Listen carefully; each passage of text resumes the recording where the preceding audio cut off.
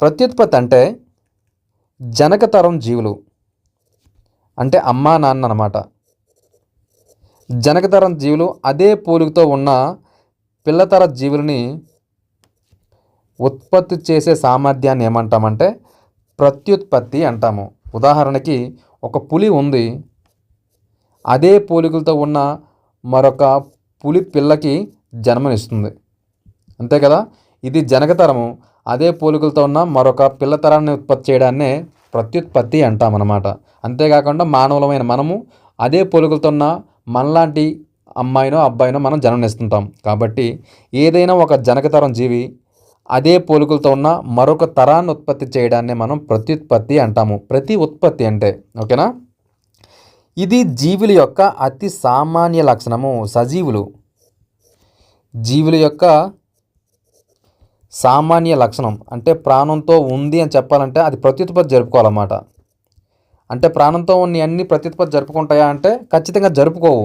ఇప్పుడు ట్రాన్స్జెండర్స్ ఉన్నారు, వాళ్ళు సజీవులే కానీ ప్రత్యుత్పత్తి జరుపుకోలేరు. అలాగని వాళ్ళని నిర్జీవులు అనలేం కదా. కాబట్టి సజీవుల యొక్క లక్షణాలు ఏవైతే ఉన్నాయో 6th క్లాస్లో లెసన్ ఉంది, అది ఎక్స్ప్లెయిన్ చేశాను, వినండి. దానితో పాటు ఇంటర్లో కూడా సజీవుల యొక్క లక్షణాలు ఏవో ఉన్నాయో అది ఇంటర్మీడియట్ లెవెల్లో ఉంటుంది స్కూల్ అసిస్టెంట్ వాళ్ళకి, అది కూడా ఎక్స్ప్లెయిన్ చేసి పెడతాను. ఓకే. ఏదేమైనా జీవుల యొక్క అతి సామాన్య లక్షణం ప్రత్యుత్పత్తి. ప్రత్యుత్పత్తి జరుపుకునే సామర్థ్యం ఉంటే దాన్ని జీవి అనొచ్చు, అంటే సజీవి అనొచ్చు. ఓకేనా. ఇది ఎంత ప్రాముఖ్యత అంటే ఒక జాతిని అంతరించిపోకుండా కాపాడుతుంది. జాతిని అంతరించిపోకుండా అంటే దాని అర్థం ఏంటంటే ఏదైనా ఒక జాతి జీవుల్లో ఉదాహరణకి పులి అనే జాతి ఉంది. వీటిని అంతరించిపోకుండా ఈ భూగోళం మీద తరతరాలుగా శాశ్వతంగా ఉండాలంటే ఈ పులి జీవుల్లో ప్రత్యుత్పత్తి జరగాలి.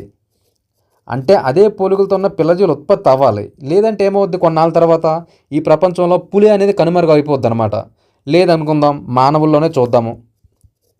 మానవుల్లో ప్రత్యుత్పత్తి జరుపుకునే సామర్థ్యం సన్నగిలితే ఒక 100 years తర్వాత ఆటోమేటిక్గా మానవ జాతి అనేది అంతరించిపోతుంది. అంత ప్రాముఖ్యత కలిగింది ఈ ప్రత్యుత్పత్తి అనేది. అంటే ప్రత్యుత్పత్తి జరుపుకుంటే జాతి నిలబడుతుంది, ఒకవేళ ప్రత్యుత్పత్తి జరుపుకోలేకపోతే జాతి అంతరించిపోతుంది. కాబట్టి ఇది జీవుల యొక్క అతి ముఖ్యమైన జీవక్రియ.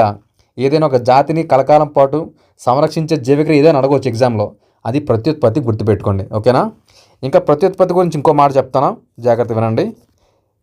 కేవలము ఒక జాతి జీవుల్లో మాత్రమే, ఏదైతే జాతి ఉందో ఆ జాతి సమూహంలోని జీవుల మధ్య మాత్రమే ప్రత్యుత్పత్తి జరుపుకునే సామర్థ్యం ఉంటుంది. మీకు ఒక ఎగ్జాంపుల్ చెప్తాను, అర్థమవుతుంది మీకు. అంటే ఇప్పుడు మానవ జాతి ఉంది. మానవ జాతి అనేది ఓకే, ఆఫ్రికాలో ఉన్న మానవులైనా అమెరికాలో ఉన్న మానవులైనా ఈ మానవ జాతి ఇంకో మానవ జాతితో మాత్రమే ప్రత్యుత్పత్తి జరుపుకునే సామర్థ్యం ఉంటుంది. ఈ మానవులు వేరే జాతితో అంటే పులితోనో సింహంతోనో ప్రత్యుత్పత్తి జరుపుకోలేరు. కాబట్టి ఏదైనా ఒక జాతి సమూహంలో ఆ జీవుల మధ్య మాత్రమే ప్రత్యుత్పత్తి జరుపుకునే సామర్థ్యం కలిగి ఉంటుంది. ఉదాహరణకి పులి జాతి మిగతా ఆ జాతిలో ఉన్న వేరే పులితో ప్రత్యుత్పత్తి జరిపి పులి పిల్లనిస్తుంది. అలా కాకుండా సింహం వేరే సింహంతో, అంతే కదా. ఈ పులికి సింహానికి లైగర్ అనే జీవి పుట్టింది, మీకు తెలుసా. లైగర్ అంటే టైగర్ ప్లస్ లయన్ కలిపితే లైగర్ వచ్చింది. ఇది 2 జాతుల మధ్య కృత్రిమంగా చేసిన ప్రత్యుత్పత్తి తప్ప సహజంగా జరగలేదు. చాలా చాలా ఇంపార్టెంట్ పాయింట్. ఏదేమైనా ఒక జాతి సమూహంలో ఆ జీవులు ఏవైతే ఉన్నాయో వాటి మధ్య మాత్రమే ప్రత్యుత్పత్తి జరుపుకునే సామర్థ్యం ఉంటుంది. ఓకే. ఈ ప్రత్యుత్పత్తి అనేది 2 రకాలు. ఒకటి లైంగిక ప్రత్యుత్పత్తి, 2 అలైంగిక ప్రత్యుత్పత్తి. ఇప్పుడు మనం లైంగిక గురించి నేర్చుకుందాము. ఓకేనా. అలైంగిక గురించి నెక్స్ట్ వీడియోలో పెడతాను. ప్రస్తుతానికి లైంగిక ప్రత్యుత్పత్తి అంటే ఏంటి దాని గురించి లైంగిక ప్రత్యుత్పత్తి అనగా 2 సంయోగ బీజాల కలయిక. 2 సంయోగ బీజాల కలయిక. ఏంటా సంయోగ బీజాలంటే ఒకటి శుక్రకణము ప్లస్ అండకణము, ఈ 2 కలిస్తే ఏర్పడే ప్రత్యుత్పత్తి రకమే లైంగిక ప్రత్యుత్పత్తి అన్నమాట. అంటే ఇక్కడ పురుష సంయోగ బీజాన్ని ఉత్పత్తి చేయడానికి ఒక జనకజీవి కావాలి. స్త్రీ ప్రత్యుత్పత్తి సంయోగ బీజాన్ని ఉత్పత్తి చేయడానికి ఇంకొక జనకజీవి కావాలి. కాబట్టి 2 జనకజీవుల యొక్క ప్రమేయంతో జరిగేదే చాలా చాలా ఇంపార్టెంట్ ఇది. 2 జనకజీవుల యొక్క ప్రమేయంతో జరిగేదే లైంగిక ప్రత్యుత్పత్తి. దీనిలో ఒక కొత్త జీవి ఏర్పడడానికి సమయం చాలా ఎక్కువ పడుతుంది. చాలా ఇంపార్టెంట్, గుర్తుపెట్టుకోండి. సమయం ఎక్కువ పడుతుంది, శక్తి కూడా వృధా అవుతుంది. అంటే ఏదేమైనా ఒక మానవుడు జన్మించాలంటే 9 మంత్స్ పడుతుంది అన్నమాట. అంతే కదా. ఇక్కడ ఎంతో శక్తి వృధా అవుతుంది, టైం కూడా చాలా పడుతుంది. ఏదేమైనా లైంగిక ప్రత్యుత్పత్తిలో ఒక కొత్త తరం పిల్లజీవి ఉత్పత్తి అవ్వాలంటే చాలా ఎక్కువ సమయం పడుతుంది. అలాగే సమయం కూడా వృధా అవుతుంది, శక్తి వృధా అవుతుంది. దాని తర్వాత లైంగిక ప్రత్యుత్పత్తి జరగాలంటే ఒక భాగస్వామిని వెతుక్కోవాలి. ఒకే జీవితో ఇది జరగదు కాబట్టి 2 జనకజీవులు కావాలి. ఆ జనకజీవుల్లో ఒకటి మేలు, ఇంకోటి ఫిమేల్ కావాలి. ఈ ఇద్దరిలో ఎవరు లేకపోయినా లైంగిక ప్రత్యుత్పత్తి అనేది జరిగే అవకాశం లేదనమాట. ఓకే, ఈ సంయోగ బీజాలు ఏవైతే ఉన్నాయో పురుష సంయోగ బీజము, స్త్రీ సంయోగ బీజము, ఈ 2 కలిస్తే ఏర్పడేదే ఫలదీకరణ. ఈ ఫలదీకరణ కానీ స్త్రీజీవి శరీరం బయట ఏర్పడితే దాన్ని బాహ్య ఫలదీకరణం అంటాము. అంటే పురుష సంయోగ బీజము, స్త్రీ సంయోగ బీజము యొక్క కలయిక అనేది స్త్రీజీవి శరీరం బయట కలిస్తే దాన్ని బాహ్య ఫలదీకరణ అంటాము. ఒకవేళ శరీరం లోపలికి జరిగితే దాన్ని అంతర ఫలదీకరణ అంటాము. అంతర ఫలదీకరణ ఉదాహరణ ఎవరంటే క్షీరదాలు అంతర ఫలదీకరణకి, అలాగే పక్షులు, ఇవన్నీ కూడా అంతర ఫలదీకరణ జరుగుతుంది. అనగా సంయోగ బీజాలు 2 కూడా స్త్రీ శరీరం లోపలే కలుస్తాయి. దాని ఫలితంగా ఒక సంయుక్త బీజం ఏర్పడడం, తర్వాత అది గుడ్డిగా పక్షుల్లో మారుతుంది, మనలో పిండంగా మారి ఒక జీవిగా ఉత్పత్తి అవుతుంది. ఇక బాహ్య ఫలదీకరణం అనేది చేపలు, ఉభయచరాలు, అలాగే శైవలాలు, ఇలా బయట సంయోగ బీజాలు కలవాలంటే ఖచ్చితంగా ఏదైనా మాధ్యం కావాలి. ఆ మాధ్యం పేరు నీరు. ఖచ్చితంగా నీటిలోనే బాహ్య ఫలదీకరణం జరుగుతుంది. ఓకేనా. ఇప్పుడు జరాయువు కలిగిన క్షీరదాల్లో ప్రత్యుత్పత్తి ఏ విధంగా జరుగుతుందో చూద్దాం. జరాయువు కలిగినవంటే క్షీరదాలు, వాటిలో మానవుడు కూడా ఉన్నాడు కాబట్టి మానవుల్లో లైంగిక ప్రత్యుత్పత్తి ఏ విధంగా జరుగుతుందో ఒక్కొక్కటి చాలా నీట్గా ఎక్స్ప్లెయిన్ చేస్తాను. మీరు జాగ్రత్తగా వింటే టెక్స్ట్ బుక్ ఓపెన్ చేయవసరం లేదు, అంత ఖచ్చితంగా చెప్తున్నాను మీరు. ఓకే. మానవులలో పురుషులలో పురుష లైంగిక అవయవాలు ఉంటాయి, అవి శుక్రకణాలను ఉత్పత్తి చేస్తాయి. అలాగే స్త్రీలలో స్త్రీ లైంగిక అవయవాలు ఉంటాయి, అవి అండాలను ఉత్పత్తి చేస్తాయి. ఈ రెండింటి యొక్క కలయిక వల్ల మానవులలో లైంగిక ప్రత్యుత్పత్తి జరుగుతుందని ఇంతకుముందు చెప్పుకున్నాం. ఓకేనా. ఇప్పుడు పురుష ప్రత్యుత్పత్తి వ్యవస్థలో ఏ అవయవాలు ఉంటాయి, ఏ అవయవంలో శుక్రకణాలు ఉత్పత్తి అవుతాయో ఒక్కొక్కటిగా క్లియర్గా నేర్చుకుందాం. పురుష ప్రత్యుత్పత్తి వ్యవస్థలో ఉండే అవయవాలు ఏంటంటే ఉన్నాయో ఒక్కొక్కటి క్లియర్గా నేర్చుకుందాము. మానవునిలో పురుషులలో ఒక జత ముస్కాలు ఉంటాయి. చాలా చాలా ఇంపార్టెంట్. ఓకే, ఒక జత ముస్కాలు, ఇవి ఈ పార్ట్లు ఏవైతే ఉన్నాయో ఒక జత ముస్కాలు. వీటి లోపల శుక్రనాళికలు ఈ విధంగా ఉంటాయి. ఒక జత శుక్రనాళికలు,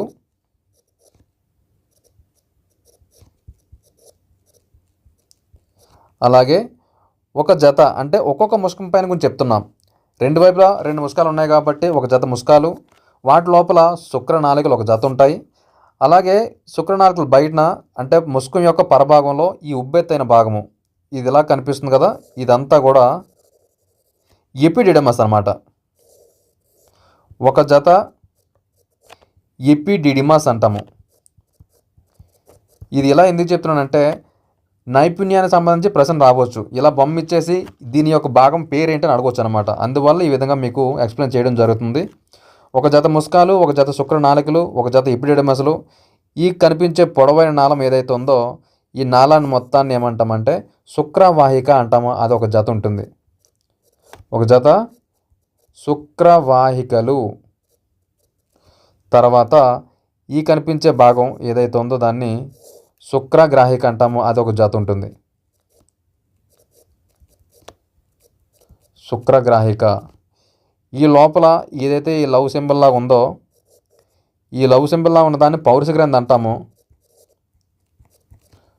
ప్రోస్టేట్ గ్లాండ్ చాలా ఇంపార్టెంట్ అది.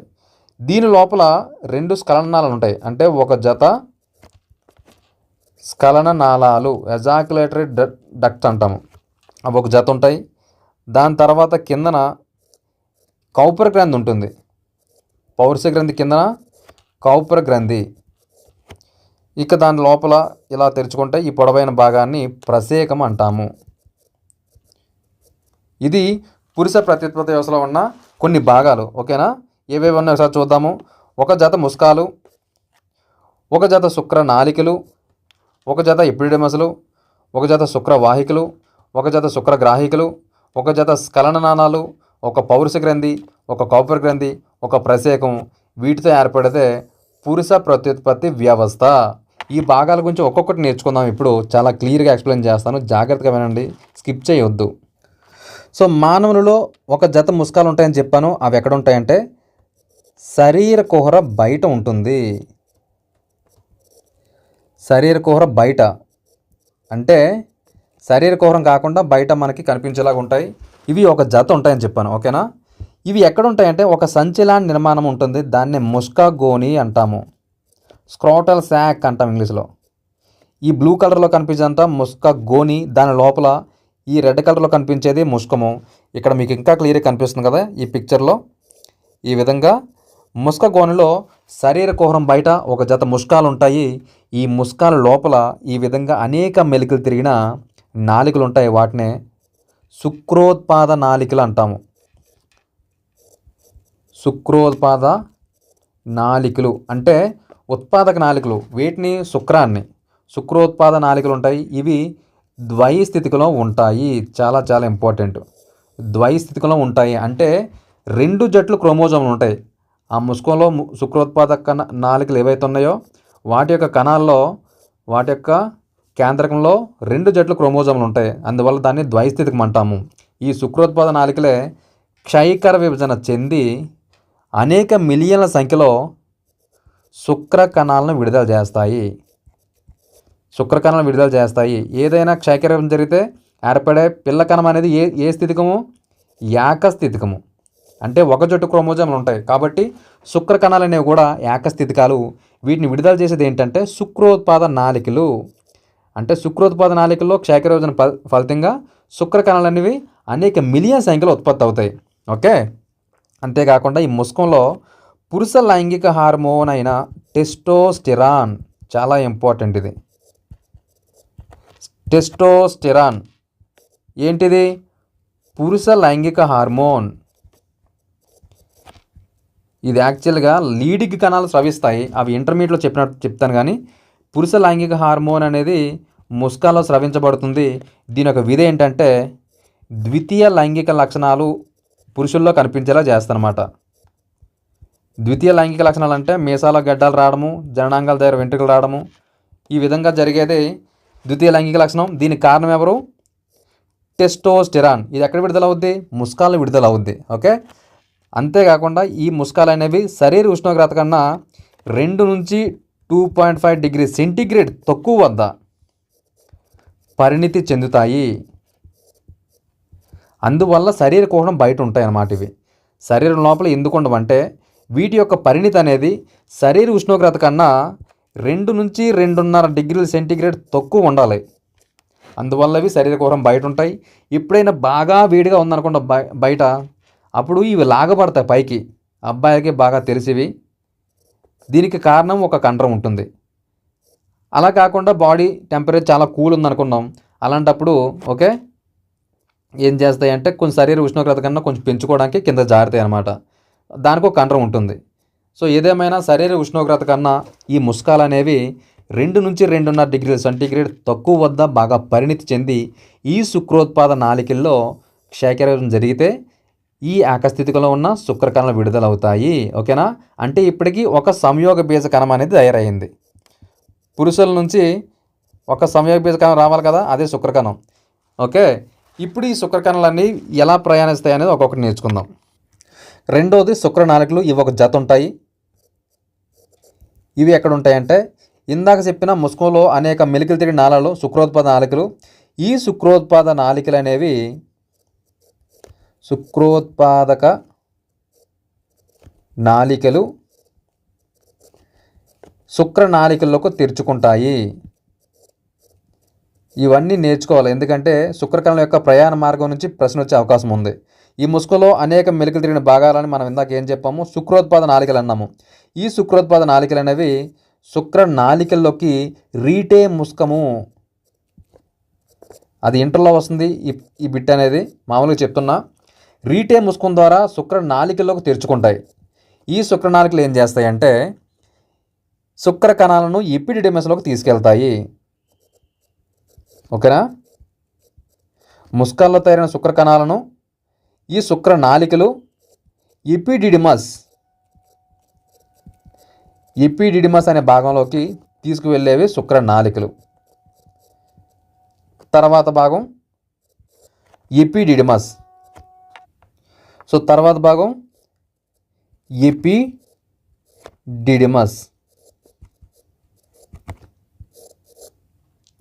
ఈ ఎపిడిడిమస్ అనేది ఎక్కడ ఉంటుందంటే ఈ ముస్కం పైన, ఇక్కడ ఎల్లో కలర్లో వేసాను చూసారు, ఇది, లేదంటే ఇక్కడ ఈ ముస్కంలో పైన అనేక మెలికలు తిరిగిన ఈ భాగం ఉంటుంది. ముస్కం యొక్క పరభాగంలో, అంటే పైన ఒక టోపీలా ఉంటుంది. ఇది ఏ విధంగా ఉంటుందంటే ఒక టోపీ లాంటి భాగం అనేక మెలికలు తిరిగి ఉంటుంది. దీన్నే ఎపిడిడిమస్ అంటాం. ఓకేనా? ముస్కం పైన మెలికలు తిరిగిన ఒక టోపీ వంటి భాగం, దీన్ని ఎపిడిడిమస్ అంటాం. దీనిలోకి ఎవరు వస్తారంటే ఈ శుక్ర నాళికలు ఎపిడిడిమస్లోకి తెరుచుకుంటాయి. క్లియర్? అంటే ఇక్కడ ముస్కం ఉంది, ఈ ముస్కం లోపల శుక్రోత్పాద నాళికలు ఉన్నాయి, అవేమో శుక్ర నాళికలో తెరుచుకున్నాయి. ఈ శుక్ర నాళికలు కాస్త ఎపిడిడిమస్లోకి తెరుచుకుంటాయి. అప్పుడు ఎపిడిడిమస్లో శుక్ర కణాలు నిలవ ఉంటాయి. ఎపిడిడిమస్లో ఎవరు ఉంటారు? శుక్ర కణాలు, అంటే ఒక రిజర్వాయర్ అన్నమాట, అది నిల్వ ఉంటాయి. ఇది ప్రశ్న వచ్చే అవకాశం ఉంది. శుక్ర కణాలు నిల్వ ఉంచే ప్రదేశం ఏదైనా అడగవచ్చు. మీరు ఏం చెప్పాలి అప్పుడు? ఎపిడిడిమస్ అని చెప్పాలి. క్లియర్? ఇక్కడ నుంచి ఏ నిర్మాణం ద్వారా అది బయటకు వెళ్తున్నాయని తెలుసుకుందాం. తర్వాత భాగం శుక్రవాహికలు. ఇవి ఒక జత ఉంటాయి, ఎందుకంటే ప్రతి ముస్కం నుంచి ఒకటి బయలుదేరుతుంది కాబట్టి ఒక జత శుక్రవాహికలు ఉంటాయి. వీటినే వ్యాస డిఫరెన్సియా అంటాము. ఇంగ్లీష్ మీడియం వాళ్ళకి కొంచెం ఇబ్బంది పెట్టవచ్చు, నేను తెలుగు మీడియంలో చెప్తున్నాను కాబట్టి. ఎనీహౌ మీకు ప్రత్యేకంగా వేరే క్లాస్ తీసుకుందాము టైం చూసుకొని. సో శుక్రవాహికలు అనేవి ఈ ముస్కం నుంచి బయలుదేరిన ఒక పొడవైన నాళాన్నే శుక్రవాహిక అంటాము. ఇక్కడ మీకు క్లియర్గా కనిపిస్తుంది చూడండి. ఈ ముస్కం నుంచి బయలుదేరిన ఇలాంటి పొడవైన నాళాన్నే శుక్రవాహిక అంటాము. ఈ శుక్రవాహిక అనేది దేన్ని తిరిగి వస్తుందంటే ఇక్కడ మీకు కనిపిస్తుందా, పైన మూత్రాశయము, ఈ విధంగా మూత్రాశయం ఉంటుంది. మూత్రపిండాల నుంచి మూత్రాన్ని తీసుకొచ్చి ఇక్కడ నిల్వ చేసేది మూత్రాశయము. దీనిలోకి మూత్ర నాళికలని తెరుచుకుంటాయి శరీర మూత్రపిండం నుంచి. ఓకేనా? ఈ విధంగా శుక్రవాహిక వచ్చి దీన్ని చుట్టుకొని వస్తుంది అనమాట. దీని కిందన పౌరుష గ్రంథి, ఈ విధంగా అన్నీ ఉంటాయి. పక్కన బొమ్మ చూడడానికి క్లియర్గా కనిపిస్తుంది. ఏదేమైనా ఈ ముస్కం నుంచి బయలుదేరిన శరీర కుహ నుంచి శరీరం కడుపులోకి వెళ్ళిపోతుంది. ఈ పొడవైన నాళాన్నే శుక్రవాహిక అంటాము. ఈ శుక్రవాహిక అనేది మూత్ర నాళికలను చుట్టుకొని వస్తుంది. అంటే ఈ మూత్ర నాళిక అనేది మూత్రాశయంలోకి తెరుచుకుంటుంది, మూత్రాన్ని తీసుకొస్తుంది మూత్రపిండం నుంచి. దాన్ని చుట్టుకొని వచ్చేదే ఈ శుక్రవాహిక అనేది. ఓకేనా?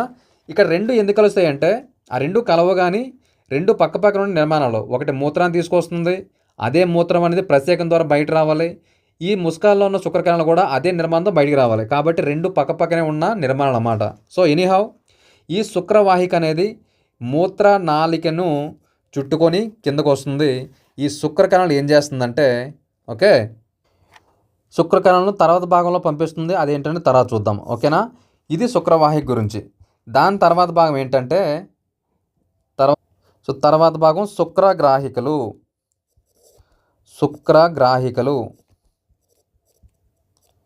ఇక్కడ మీరు కన్ఫ్యూజ్ అవ్వద్దు, చాలా చాలా ఇంపార్టెంట్. శుక్రగ్రాహికలు అనేవి శుక్రవాహికల్లోనికి సెరో పక్క నుంచి రెండు తెరుచుకుంటాయి తప్ప శుక్రవాహికలు శుక్రగ్రాహికల్లోకి తెరుచుకోవు. మీరు సరిగ్గా గమనిస్తే ఈ డక్ట్ అనేది ఈ విధంగా వచ్చింది, ఇదంతా కూడా శుక్రవాహిక. ఈ శుక్రవాహికలోకి ఒక జత శుక్రగ్రాహికలు తెరుచుకుంటాయి. ఓకేనా?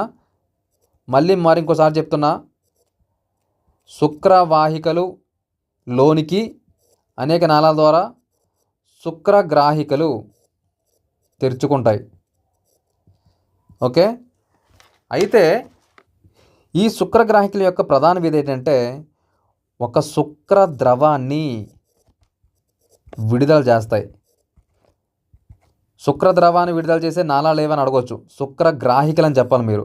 ఈ శుక్రద్రవం యొక్క ముఖ్య విధి ఏంటంటే శుక్ర కణాలకు పోషణ ఇస్తుంది అన్నమాట. శుక్రద్రవం ఏంటంటే శుక్ర కణాలకు పోషణ అందజేస్తాయి. ఇది శుక్రగ్రాహికలు. తర్వాత భాగం స్ఖలననాళం. స్ఖలననాళం అంటే ఏంటంటే ఇందాక శుక్రవాహిక అని చెప్పాను. శుక్రవాహికలోనికి శుక్రగ్రాహిక తెరుచుకున్న తర్వాత ఆ నాళాన్నే మనం ఏమంటామంటే స్ఖలననాళము అంటాము. ఓకే, శుక్రవాహికలోనికి ఈ విధంగా శుక్రవాహిక బయలుదేరి వస్తుంది. ఈ శుక్రవాహికలోకి శుక్రగ్రాహిక తెరుచుకుంది. దీని తర్వాత మనం ఏమంటామంటే మనం స్ఖలననాళము అంటాము. ఈ స్ఖలననాళము ఒక పక్క ఒకటి ఉంటుంది, ఇంకో పక్క ఒకటి ఉంటుంది. కాబట్టి ఒక జత స్ఖలననాళాలు ఉంటాయి. ఈ రెండు కూడా పౌరుష గ్రంథి ఉంది కదా, ఈ పౌరుష గ్రంథిలో కలిసి ప్రసేకంలోకి తెరుచుకుంటాయి. ఓకేనా, ఈ రెండు జత స్ఖలననాళాలు పౌరుష గ్రంథిలో కలుస్తాయి. పౌరుష గ్రంథి నుంచి ప్రసేకం ద్వారా బయటకు అనమాట. ఇది స్ఖలననాళం యొక్క నిర్మాణం. తర్వాత నిర్మాణం పౌరుష గ్రంథి. మీకు ఇక్కడ కనిపించే ఈ బల్బు వంటి నిర్మాణం పౌరుష గ్రంథి అనమాట. ఇది ఒక రకమైన స్రావాన్ని స్రవిస్తుంది. ఓకే, ఈ స్రావం అనేది అనేక నాళాల ద్వారా ఈ పొడవైన నిర్మాణంలోకి తెరుచుకుంటుంది అనమాట. దాన్నే ప్రసేకం అంటాము. అంటే ఈ పౌరుష గ్రంథి ఒక రకమైన స్రావాన్ని స్రవిస్తుంది. ఆ స్రావం యొక్క ఉపయోగం ఏంటంటే శుక్ర కణాలను ఉత్తేజపరుస్తుంది. శుక్ర కణాలను ఉత్తేజం, అలాగే పోషణ. ఇందాక శుక్రగ్రాహికలు శుక్ర ద్రవాన్ని ఉత్పత్తి చేస్తాయి, అవి కూడా శుక్ర కణాలకు పోషణకు ఉపయోగపడతాయి. ఈ పౌరుష గ్రంథి యొక్క స్రావం కూడా శుక్ర కణాలకు ఉత్తేజాన్ని, పోషణ అందిస్తాయి. ఈ పౌరుష గ్రంథి యొక్క స్రావం అనేది ప్రసేకంలోకి తెరుచుకుంటుంది. తర్వాత భాగం కౌపుర గ్రంథులు. ఈ పౌరుష గ్రంథి కింద ఉండేదే కౌపుర గ్రంథులు అన్నమాట. వీటి యొక్క మెయిన్ విధి ఏంటంటే ఇవి ఈ ప్రసేకం లోపల ఈ గోడలు ఉంటాయి కదా, దీని యొక్క ఆమ్లత్వాన్ని తగ్గిస్తుంది. ప్రసేకపు లోపలి గోడలు ఆమ్లత్వాన్ని తగ్గిస్తుంది, లేదా తటస్థీకరిస్తుంది అన్నమాట. ఆమ్లత్వాన్ని తటస్థీకరించేదే కౌపుర గ్రంథి యొక్క స్రావము. ఓకే, అంతేకాకుండా ఈ ప్రసేకం ద్వారా శుక్ర కణాలు తేలికగా జారిపోవడానికి అవసరమైన నునుపుదాన్ని ఇస్తుంది. కౌపుర గ్రంథి యొక్క స్రావం ఏం చేస్తుందంటే ప్రసేకం లోపల ఆమ్లత్వాన్ని తటస్థీకరిస్తుంది, అలాగే శుక్ర కణాలు ఈజీగా ప్రసేకం ద్వారా జారిపోవడానికి కావాల్సిన నునుపుదనను కూడా కలిగిస్తుంది. ఇంకా చివరిది ప్రసేకము. ఇక్కడ మీకు కనిపించే ఈ పొడవైన నిర్మాణమే ఇక్కడ నుంచి, దీన్ని ప్రసేకం అంటాము. దీని యొక్క విధి ఏంటంటే ఇది మూత్రాన్ని అలాగే శుక్రాన్ని కూడా బయటికి పంపిస్తుంది. కాబట్టి దీన్ని మూత్ర జననేంద్రియ నాళం అంటాము. ప్రసేకాన్ని మూత్ర జననేంద్రియ నాళము. ఎందుకంటే ఇందాక మీకు చెప్పాను ఇది మూత్రాశయం అని. ఈ మూత్రాశయంలో మూత్ర నిల్వ ఉంటుంది. ఈ ముస్కాల్లో ఎపిడిడిమస్లో శుక్రకణాలు నిల్వ ఉంటాయి. ఇవన్నీ కూడా బయటకు వచ్చేది ఒక ప్రసేకం ద్వారా మాత్రమే. కాబట్టి ఈ ప్రసేకాన్ని మూత్ర ప్లస్ జననేంద్రియ నాళం అంటాము. ఓకే, ఇప్పుడు ఈ శుక్రకణాల యొక్క ప్రయాణ మార్గం ఏ విధంగా ఉంటుందో ఒకసారి క్లియర్గా నేర్చుకుందాం. శుక్రకణాల యొక్క ప్రయాణ మార్గం, ఇది ప్రశ్న వచ్చే అవకాశం ఉంది. శుక్రకణాల ప్రయాణ మార్గం ఏ విధంగా ఉంటుంది? ఇవి తయారయ్యే చోటు ముస్కాల్లో ఉన్న శుక్రోత్పాదక నాళికలు. శుక్రోత్పాదక నాళికలు. ఈ శుక్రోత్పాదక నాళికల నుంచి శుక్ర నాళికల్లోనికి, తర్వాత ఎక్కడికి వస్తుంది? ఎపిడిడిమస్. ఎపిడిడిమస్ నుంచి శుక్రవాహికలు, తర్వాత శుక్రవాహికల నుంచి మీరు అనుకున్నట్టు శుక్రగ్రాహికలోకి వెళ్ళదు, డైరెక్ట్గా స్ఖలననాళంగా ఏర్పడతాయి అన్నమాట. శుక్రవాహిక ప్లస్ శుక్రగ్రాహిక కలిస్తే స్ఖలననాళం. కాబట్టి ఎపిడిడిమస్ నుంచి శుక్రవాహిక, దాని తర్వాత స్ఖలననాళము, దాని తర్వాత ఏమవుద్దంటే ప్రసేకం ద్వారా బయటికి విడుదలవుతాయి. ఇవి శుక్రకణాల యొక్క ప్రయాణ మార్గం. మరింకోసారి చెప్తున్నా వినండి. శుక్రకణాలు అనేది ముస్కంలో ఉన్న శుక్రోత్పాద నాళికల్లో తయారయ్యి అవి శుక్రనాళికల ద్వారా బయటికి, శుక్రనాళికల తర్వాత నిర్మాణం ఎపిడిడిమస్, ఎపిడిడిమస్ నుంచి శుక్రవాహికలు, వాహికల నుంచి స్ఖలననాళము, తర్వాత ప్రసేకము. ఈ విధంగా శుక్ర కణాలు అనేవి బయటికి విడుదలవుతాయి. ఇప్పుడు శుక్రకణం యొక్క నిర్మాణం ఏ విధంగా ఉంటుందో క్లియర్గా నేర్చుకుందాం. మానవుల్లో శుక్రోత్పాద నాళికలు తయారైన ఈ శుక్ర కణాలు అనేవి ఏకస్థితికాలు, అంటే ఒకే జట్టు క్రోమోజోములు ఉంటాయి. ఇది పురుష సంయోగ బీజ కణం అన్నమాట. సో దీనిలో 3 భాగాలు ఉంటాయి. 1, 2, 3. అంటే తల, మధ్య భాగము, తోక, ఈ 3 కలిగి ఉంటుంది శుక్రకణం. ఈ తల భాగంలో ఎవరెవరు ఉంటారంటే కేంద్రకం ఉంటుంది. అంటే క్రోమోజోములు కలిగా, అదే ఇప్పుడు ఒక జట్టు క్రోమోజోమ్ అని చెప్పానా, ఆ కేంద్రకంలో ఉంటుంది. తర్వాత ఈ ముందు భాగంలో ఏక్రోసోమ్, ఈ రెడ్ కలర్లో ఉంది కదా, ఇదంతా కూడా ఏక్రోసోమ్. ఇది అండకణంలోకి చొచ్చుకుపోవడానికి ఉపయోగపడుతుంది అన్నమాట. అండకణంలోకి చొచ్చుకుపోవడానికి ఉపయోగపడేది ఏక్రోసోమ్. తల భాగంలో కేంద్రకం ఉంటుంది, తల ముందు భాగంలో ఏక్రోసోమ్ అనే నిర్మాణం ఉంటుంది. ఇది అండంలోకి చొచ్చుకుపోవడానికి ఉపయోగపడుతుంది. క్లియర్? ఇక మధ్య భాగంలో ఎవరు ఉంటారంటే మైటోకాండ్రియా ఉంటుంది. మధ్య భాగంలో మైటోకాండ్రియా. దీని యొక్క విధి ఏంటి? కణ శ్వాసక్రియ జరిపి పోషకాల నుంచి ఏటీపీ విడుదల చేస్తుంది, అంటే శక్తిని విడుదల చేస్తుంది మైటోకాండ్రియా. ఓకేనా? ఇంకా తోక దేనికంటే శుక్రకణం ముందుకు వెళ్ళడానికి, ఈదడానికి అన్నమాట. శుక్రకణం కదలడానికి ఉపయోగపడేదే ఏంటి? తోక. ఓకేనా? ఈ తల భాగం, మధ్య భాగము ఒక మెడ భాగంతో కలిపి ఉంటాయి. ఇది శుక్రకణం యొక్క నిర్మాణం. చాలా సింపుల్గా చెప్పేశాను. తర్వాత ఇంకొక చాలా ఇంపార్టెంట్ పాయింట్ ఎగ్జామ్కి అవసరమైంది. సెమినల్ ప్లాస్మా అంటే ఏంటి? Seminal plasma. సెమినల్ ప్లాస్మా అంటే ఏం లేదు, శుక్ర ద్రవము. ఇది ఎవరు విడుదల చేస్తారు? శుక్రగ్రాహికులు.